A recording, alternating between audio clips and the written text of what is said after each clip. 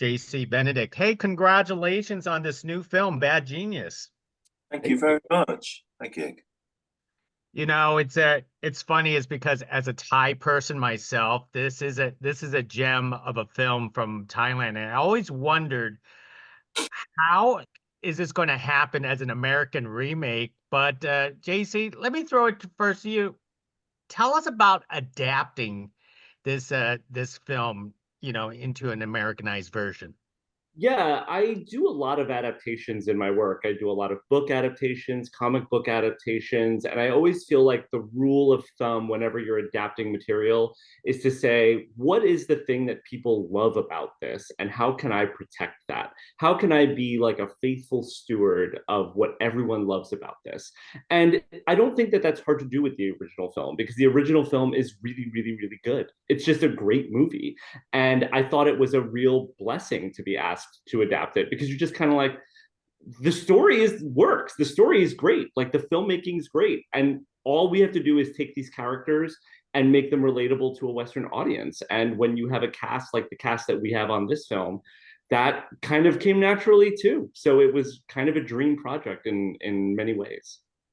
And So I think what JC adds to this is with the immigrant story, which was I was very much drawn to, adds such another level of higher stakes, even more to this, and especially me being from first generation and growing up in takeaways of my parents coming over from Hong Kong, and that's it. That's it's there in a nutshell, like security and dreams, and that's what it's about.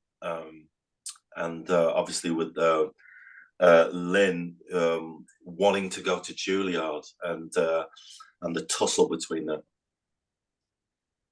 Benedict, so you're saying that you could totally relate to your character because did your parents also have like sort of like a high bar for success when you came to America too?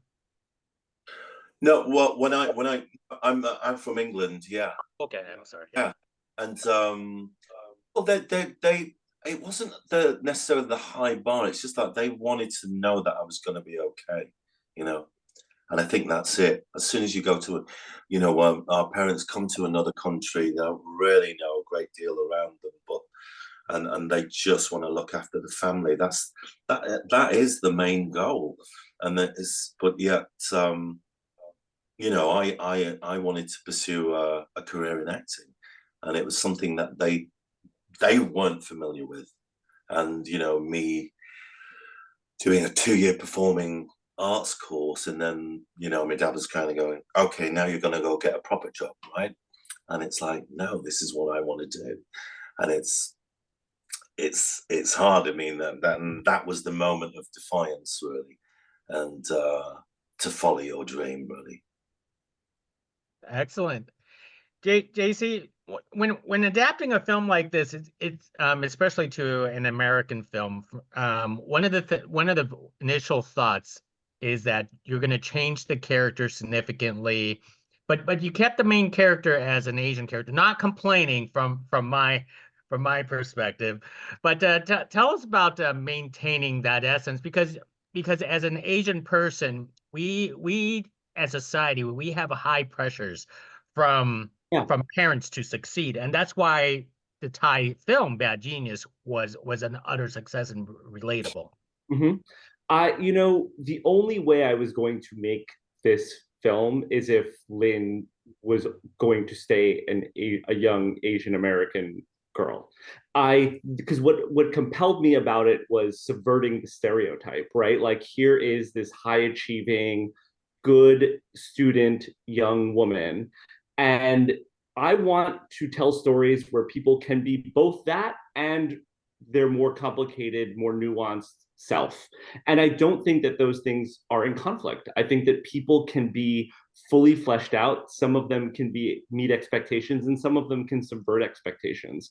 And so for me, that is what was so fascinating about Lynn in bringing her to an American audience.